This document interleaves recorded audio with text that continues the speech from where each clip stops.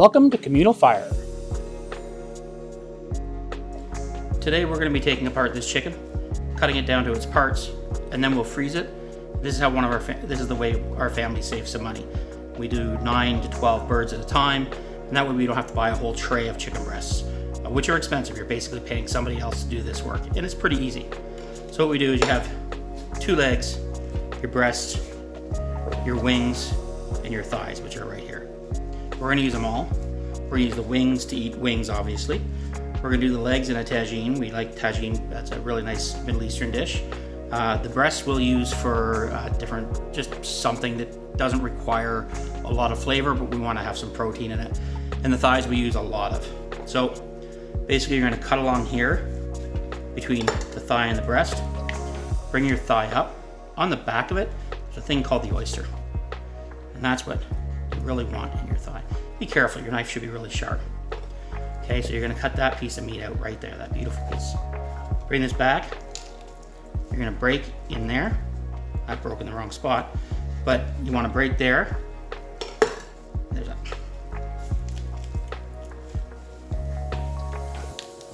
Great.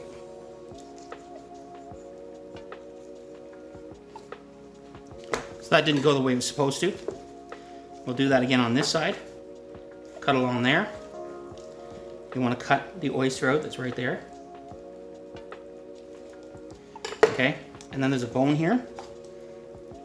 You crack it, see that there?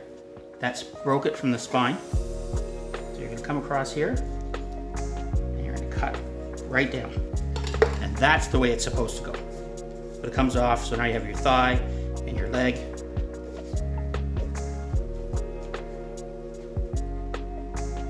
And then we're going to take off the wings.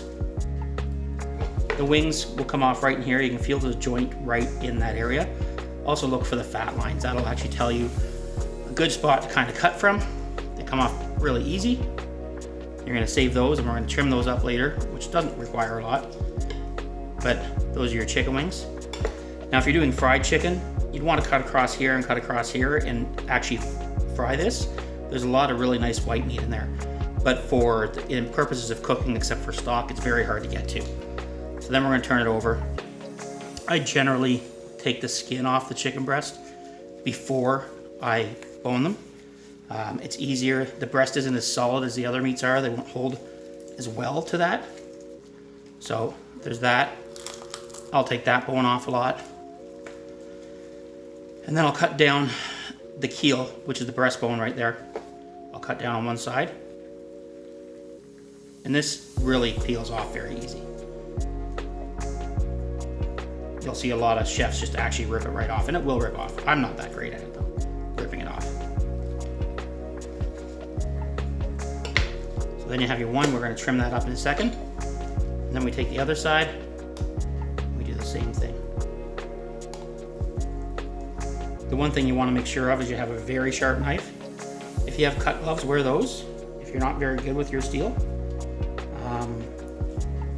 The boning knives are very sharp, and they're meant to go through bones, so they'll definitely cut you. So then you have this piece here. This is the keel and the actual breastbone, which is down here, and that can go there. We're going to use that for stocks. And then you're going to cut off this fat, this fat,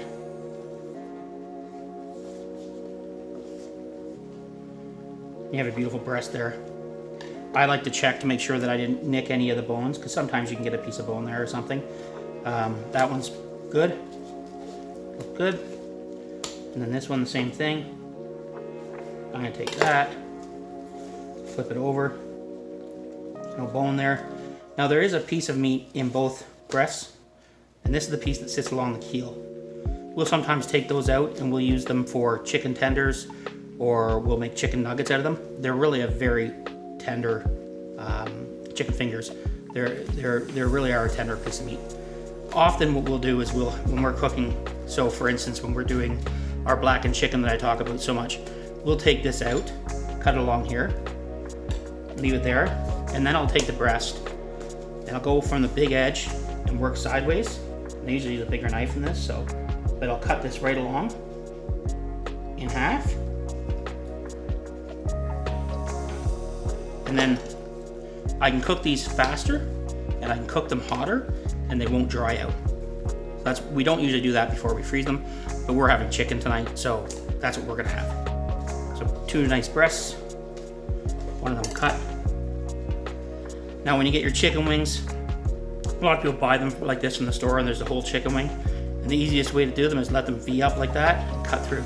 Now I'm not cutting any bones in any of this. This is all just going right through the joints. So now you have a flat and a drumstick. Drumstick. Flat. Easy. And then you have your thighs. You're gonna trim this up in a second. There's 2 different, I take the leg off first. So like that, 1 leg.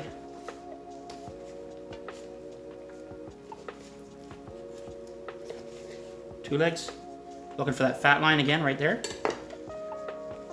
Peel the skin off, or keep it on if that's what you want. We take off the big chunky fat, but we leave a lot of the other fat there because it's a lot of flavor. And this fat here will actually cook down when we roast these off for our stock. They'll cook down and we'll get chicken schmaltz out of it, and we use that to cook with very regularly. It's a brilliant oil to use. So then you cut along that bone, cut underneath, bring that up. You can rip this off like that, and then cut. I'll show you what I do with the other one. So now you have that bone, take that there. This is your chicken thigh, and you wrap it. And that's your boneless, skinless chicken thigh. This one here, I'm gonna do the other way that we do it. Is I'll rip this off. Once again, saving that for the stock. I'll cut this stuff off, this fat off, put that in with the stock stuff, and I'll actually leave that piece of fat on there because it'll actually add flavor to the stew or whatever we're cooking.